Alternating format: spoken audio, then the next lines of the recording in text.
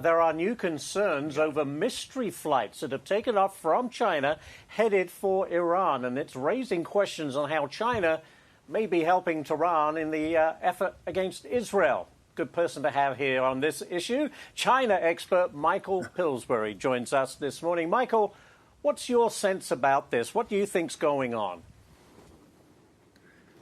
Ashley, good morning. There's been a string of reports over the last 2 or 3 years that China is up to something nefarious and evil.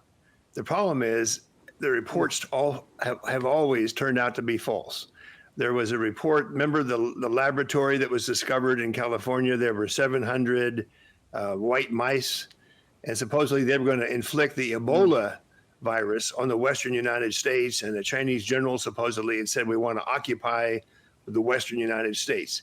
Then there was the military-age men coming across the border, 10,000, 20,000, having target practice. They were going to form kind of a shadow army inside the U.S. and do some terrible thing.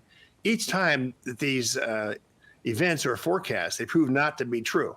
It's a quite natural thing. And my own forecast is President Trump will be calling Xi Jinping to talk about the Iran thing.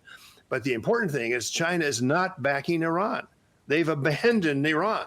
They've said some very kind of vanilla type comments that they wish there were peace in the region, but this is their ally from whom they buy most of their oil. And they can't get together and say, leave Iran alone, or, take some kind of anti-Israeli stance.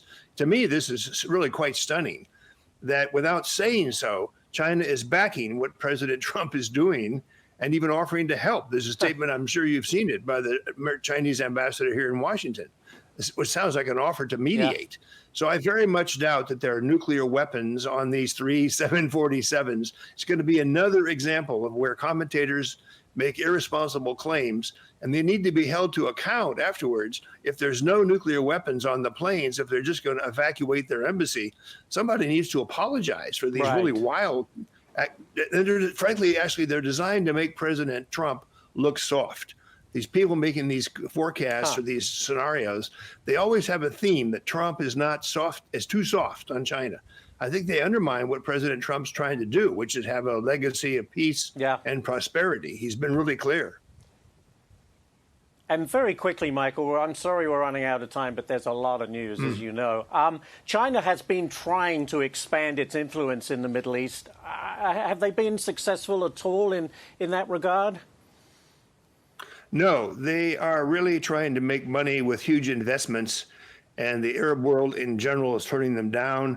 I think that was the reason for Trump's visit to the Middle East countries, is to make sure they don't go with China. If the price is right, they will go with China.